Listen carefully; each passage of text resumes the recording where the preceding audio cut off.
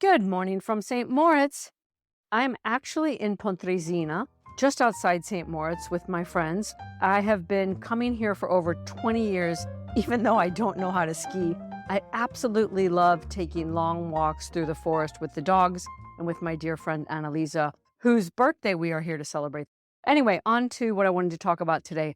I have this word moonshot rumbling through the back of my mind, and it has to do with the news this past week. Maria Shriver was kind of everywhere talking about her tenacious advocacy for more information and more concerted effort to focus on women in many different aspects of medical research. Anyway, this word moonshot kept coming up in the news, and I'm thinking about it for a couple of different reasons. First and foremost, because I think I've spoken about this in past episodes, I've always had this longing to be working on something that feels important or bigger than me, some sort of legacy contribution. It's a little bit of longing and a little bit of envy I have for people who do have that in their lives. I remember right before I left New York City, I went on a date with a man who I had actually met many years earlier, who's dedicated his entire life to researching AIDS. And you sort of know when you're around him that everything is second in his life to his mission. I'm sure that has its downsides to it, but it's also incredibly inspiring to see someone so focused and driven and feeling that deep sense of purpose. And in fact, when I hear that word, moonshot, that's what comes to me. Like, what would a moonshot look like for me?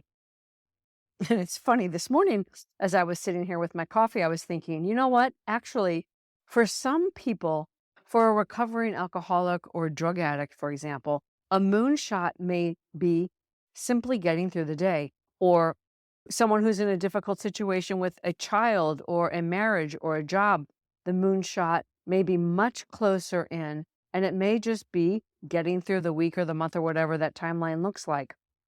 So when you flip it and the moonshot isn't all about some big, audacious goal, and you're starting closer in, I would say right now, my moonshot is getting through the next couple of weeks of Dear Constance. I have been completely tongue-tied. It's been incredibly challenging for me. And I'm not sure whether it's because I'm in a moment where I'm not as contemplative as usual, or probably a better way to say that would be I'm so present to what's happening in my life right now and the fact that I'm in a transition and ending one phase and moving closer and closer towards returning to New York, that I simply feel like I don't have a lot to say. Or perhaps better said, I haven't taken the time to sit with the many things that are going through my head these days. So yeah, that's my moonshot right now. It's sitting right in front of me.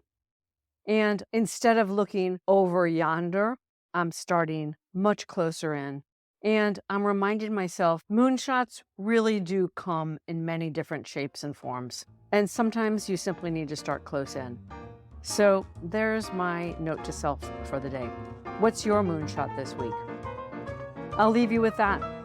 Until next time, from my heart to yours.